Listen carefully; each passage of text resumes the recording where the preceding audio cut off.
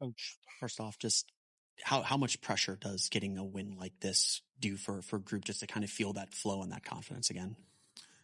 The best part about it is that, the things that we've been working on and the things that we've been talking about, we've executed for the most part. And that's what you're most proud of, not necessarily the pressure of getting a win. It's that the things that you've been doing are now being rewarded because of the way we chose to play tonight.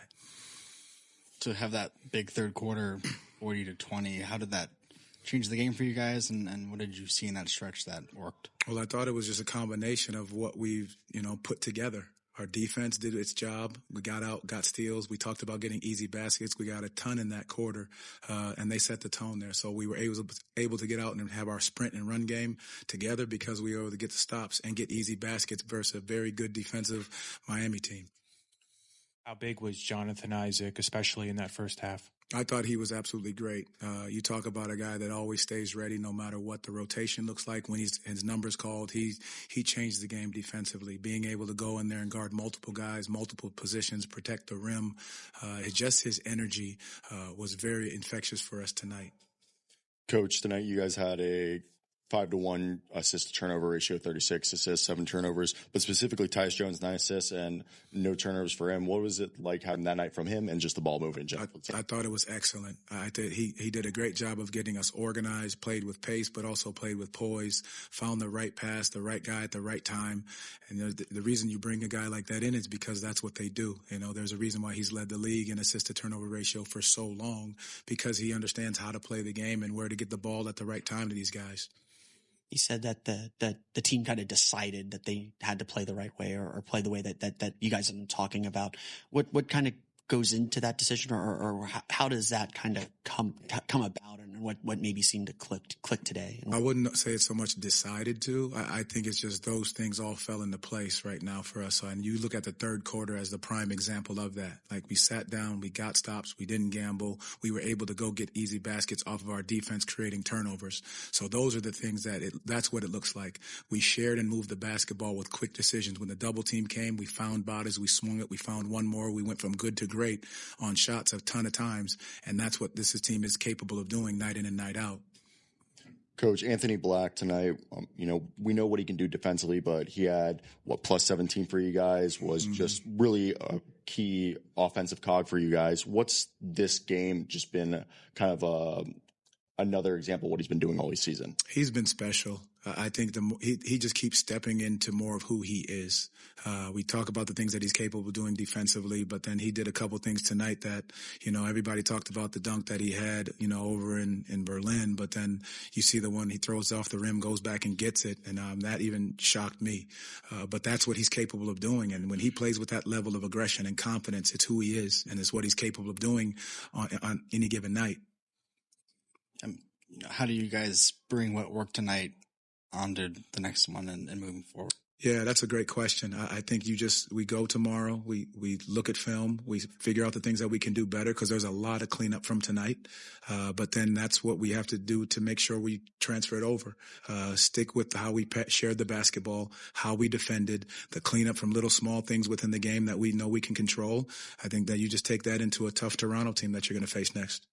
We were talking the other day about how it's important to not let missed shots affect confidence. Is this an example of how they didn't let missed shots from the prior couple games affect them tonight? Yeah, I thought we did a great job in that first half. I think there was one moment we were shooting 20-something% from the three, and that didn't impact the way we played. I think, you shake it off because you've been there before. We've been there before. They felt that, but then they said, we got to make sure we sit down and guard the right way. They communicated to one another. They organized the things that were on the floor. They understood the coverages that we were in. All those things were a big part of why we walk away with this win, because these guys were so highly connected. We've heard you talk a lot over the years about being able to play with joy, and obviously in this losing streak, there's been this kind of pall over the team, maybe some frustration sinking in. How nice was it to kind of see the team play with a little bit of that swagger again, and how important is it to kind of maintain that as you guys try to move forward? It's key for this team. That's the group that we have. They spend time together. They care about each other. They work together. All those things are big pieces of this group. So when they can celebrate each other's success on any given night, that's so important for this group, and that's what we'll continue to do moving forward, one game at a time. Coach, how do you see this win, especially midway through the year, as a sign of maturity, not just for your players, but even for you and your coaching staff as, it's getting close to the deadline, and obviously the rumor mill is always going to have things, churning. How do you think of that as? I've always said it. We say it as a staff. You control what you can't control. And part of that is we control our effort every single day we step on the court. We control how we take care of people that we're playing with and who are around every single day. And that's all you can do. And then night in and night out, the effort that you give is what matters for the most part for this group. And so all the other stuff, you kind of just let it go because you can't control any of that. This group takes care of each other, and that's all we're going to continue to do down the stretch. Great. Thank you. Thank you. All right, you just heard from head coach Jamal Mosley. I mean, giving a lot of good stuff, especially since this Magic squad is playing with some joy and some confidence. Paolo Banchero talked when we were talking about Jonathan Isaac. Yeah. Coach Mosley talked about Jonathan Isaac. He is our good Greek move of the game. Well deserved. 5 rebounds, a couple blocks from him. Just giving a spark from the bench. Yeah, no doubt about it. J.I., his minutes have been down this year. His play has been a little bit inconsistent, but just look at this is vintage J.I. right here, right? We saw the block shot there. How about this one? Able to bother Bam Adebayo, had a great game, gets a deflection, and that gets us out on a break. Another good defensive play right here. Strips it out of Ware's hand, makes him lose it, gets a piece of it, and then finishing it with the big rebounds. 4 points tonight, but those 5 rebounds, 2 block shots. Big plays for J.I. And how about those 9 assists from Tyus? Yeah. Like, that is also something you like to see from a guy that also might not be getting so many minutes, but providing also a spark from the bench. I thought Jamal's words were correct. This is why you bring a guy like Tyus in. I know, it's like you don't bring him in necessarily to score you a lot of points, but to be able to come in, settle the team down. When we're playing up tempo, I think it really helps Tyus because he's so smart. He's always looking ahead to advance to find the next guy.